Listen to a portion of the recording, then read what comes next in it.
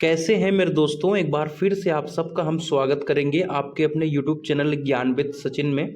तो दोस्तों, polytechnic third semester के एक इम्पॉर्टेंट सब्जेक्ट के बारे में हम बात करेंगे जिसका नाम है मेजरमेंट एंड मेट्रोलॉजी। ठीक है भैया, चलो। इसके पहले हमने फ्लूइड मैकेनिक्स का इम्पोर्टेंट क्वेश्चन आप सभी के साथ शेयर किया था। आप सभी का अच्छा रिस्पांस आया, बहुत सारे मैसेजेस आप सभी ने किए कि हमारा पेपर अच्छे से गया। तो आप सभी कमेंट करके बताइएगा कि फ्लूइड मैकेनिक्स का पेपर किस तरीके से गया। अंतिम पल में इन क्वेश्चंस को जरूर तैयार कर लीजिएगा मेजरमेंट एंड मेट्रोलॉजी के। तो चलिए हम सभी इंपॉर्टेंट क्वेश्चन को डिस्कस करते हैं। आपको पता है कि मैं टैबलेट या लैपटॉप पे रिकॉर्डिंग करता हूँ, लेकिन अभी मैं कॉलेज में हूँ और आप सभी की भारी डिमांड के बीच में मैं शाम के 7 बजे तक कॉलेज से नहीं पहुँच पाऊँगा रूम पर। अभी स्कॉलरशिप वगैरह जमा करना है सब कुछ, तो मैंने कहा चलो मैं बाहर ही रुक करके लिख करके अपने पेपर में आप सभी के साथ शेयर कर रहा हूँ। तो ज़रूर दिल से लाइक करिएगा, आप लोगों के लिए मेहनत कर रहा हूँ। मेजरमेंट एंड मेट्रोलॉजी हमारा सब्जेक्ट है जिसके हम लास्ट मोमेंट के क्वेश्चंस को डिस्कस कर रहे हैं। इसके पहले मैं आप सभी को बता दूं कि 18 क्वेश्चन आता है जिसमें से आपके 12 क्वेश्चन करने होते हैं। तो कम से कम आपको 18 टॉपिक तैयार होने चाहिए, लेकिन हम आपको 10 या 11 टॉपिक आप सभी के साथ बताएंगे। ठीक है, आप सभी इन टॉपिक को पहले तैयार करिए, फिर आप सभी अदर टॉपिक को सिलेबस के हिसाब से देख लीजिए। बहुत छोटा सिलेबस है, ठीक है भैया।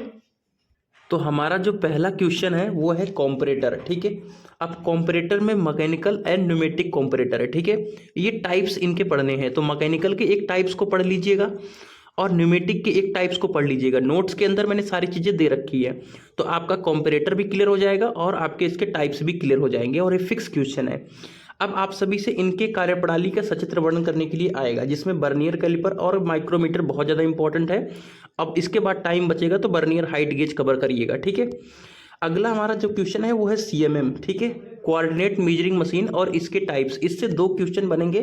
आप इसके सॉफ्टवेयर को भी पढ़ लीजिएगा। ठीक है, क्योंकि सीएमएम के अंदर सॉफ्टवेयर है और उसके एप्लीकेशन को देख लीजिएगा।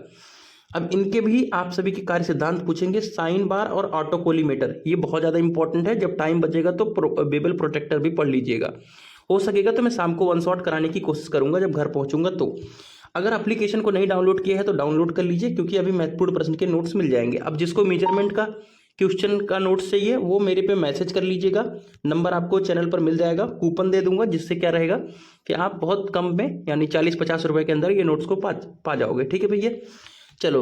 लेजर के कार्य सिद्धांत और उसके टाइप्स को भी देख लीजिएगा। मेट्रोलॉजी और मेजरमेंट, आप मेजरमेंट एंड मेट्रोलॉजी पढ़ रहे हो तो उसको नहीं जानोगे तो किसको जानोगे। और इसको कारक कौन कौन से प्रभावित करते हैं, जैसे कि ह्यूमन एरर होता है आपका, या टेम्परेचर का फैक्टर हो गया कि टेम्परेचर एरिया का बढ़ गया। ठीक है, तो ये सब फैक्टर को पढ़ लीजिएगा। स्टैंडर्डाइजेशन बहुत ज़्यादा इंपॉर्टेंट है, बिना स्टैंडर्ड के मेजरमेंट नहीं हो सकता। जिसमें BIS यानी आपका ब्यूरो ऑफ इंडियन स्टैंडर्ड बहुत इंपॉर्टेंट है, पूछा ही जाएगा। ठीक है, बिना पूछे नहीं रह जाएगा वो। मेजरमेंट पढ़ रहे हो, उसके सामान्य नियम क्या क्या है मेजरमेंट करने के और कौन कौन से मेथड यूज होते हैं। ठीक है, उसको भी देख लीजिएगा। मेजरमेंट के एरर भी कई तरीके से होते हैं, जैसे ह्यूमन एरर है आप सभी का। ठीक है, तो इस तरीके के 3-4 टाइप के एरर हैं, उनको पढ़ लीजिएगा। बहुत सरल टॉपिक है। ये छोटी छोटी चीज़ें जैसे आपके फ्लूइड में ऊपर प्रॉपर्टीज पूछी गई थी, इसी तरीके से ये भी डिफिनीशन के रूप में आएंगी और आपको 2-2 नंबर 3-3 नंबर दे के जाती हैं। जैसे कि मैंने CMM के बारे में बताया था और इसके सॉफ्टवेयर के बारे में बताया था। ठीक है, तो इतने क्वेश्चंस हैं जो एग्जामिनेशन के पॉइंट ऑफ व्यू से ज़्यादा इंपॉर्टेंट है। जोड़ लीजिएगा कितने क्वेश्चन मैंने बताए हैं, इनकी प्रैक्टिस पहले कर लीजिए, फिर सिलेबस को देख लीजिएगा। तो मिलते हैं एक नई सेशन के साथ, तब तक के लिए bye bye, tata, take care, love you all my dear friends.